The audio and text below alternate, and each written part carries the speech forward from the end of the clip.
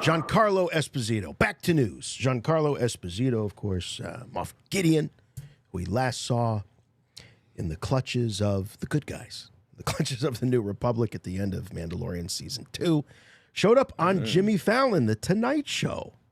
Jon Favreau, who called me and said, you want to be a part of this show? He said, I have good news, I have bad news. I said, well, tell me the good news first. The good news is I wrote a role for you of Moff Gideon in Mandalorian. I said, what's that?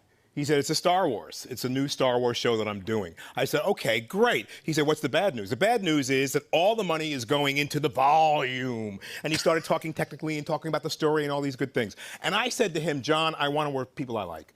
That's the bottom line. I did not want to say, came very close to saying, I would do it for free. No, no, you don't say that. No, but you loved it that much. I loved it that much. And I said, he said, are there any requests? I said, I have one request.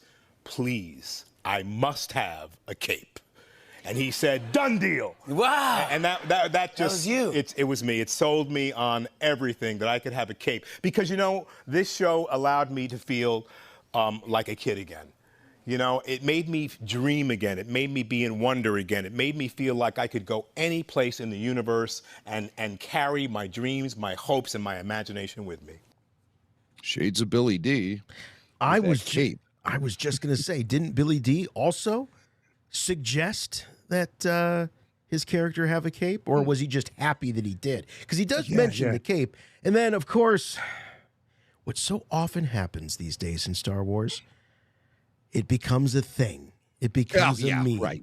So he doesn't just have one cape. He's got a whole damn collection of capes in Solo. Yes. You know? Yes. There's only one cape left in the galaxy, and that went to Moff Gideon. Darth Vader, Vader gets his own capes tailored for him. Yes. Any other characters with capes? What other characters in Star Wars? Well, there are have robes. capes? There's a lot of robes. Yeah, in caftans. Yeah. A lot of robes, a lot of caftans. You know who has a cape? I was just looking at his action figure. Tessic.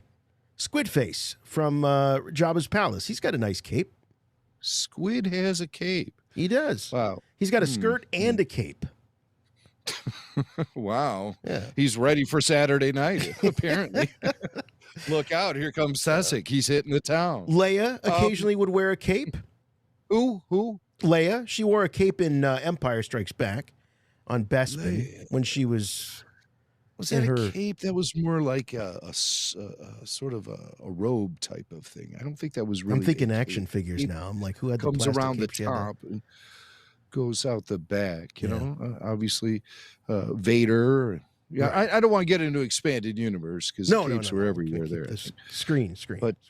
Other capes in Star Wars. I think there are more robed characters than there are capes. I think capes are relatively rare. Rogue One. Ben Mendelsohn's character. Oh, Krennic had a cape. Krennic had a cape, yeah. That was that had a practical use though, as a rain smock, I think. Or no, that was a whole different he had a cape he was wearing. He was Remember he had a cape. He came into the convention wearing that thing? Oh yeah.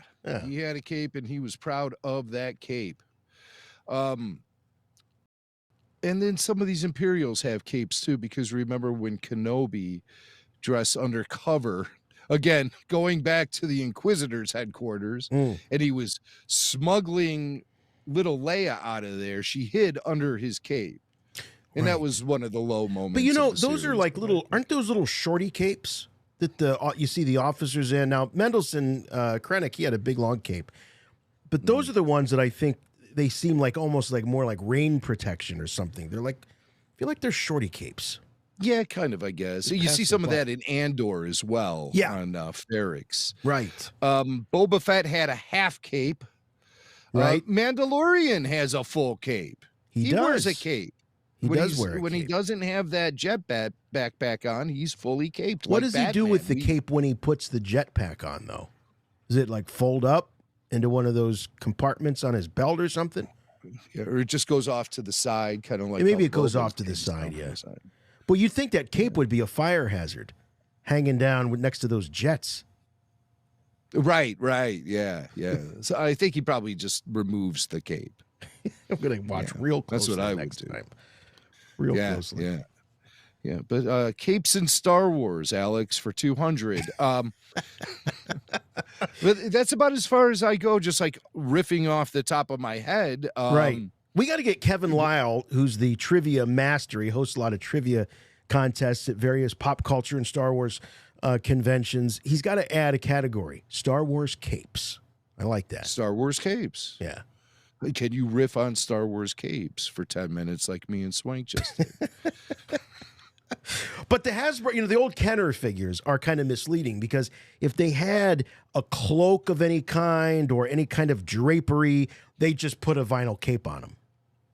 So that's the way that went. Except for the Jawa, they got cloth capes later on. But I'm thinking of that Bespin Leia figure, the classic Bespin Leia from Kenner. She had a cape. You know who had a cape? Who had a cape? This is the last one, okay? Okay. Because we're going out on a high note here, baby. All right. You know who had Star Wars capes for $500. Biggs! Oh, Biggs Darklighter had a cape. Yes, he did, on Tatooine. What's that Tatooine dude? Biggs. He was balling there with that cape. I mean, he comes back from, training, tells Luke about the rebellion. He's got the cape, man. Wow. God bless Biggs.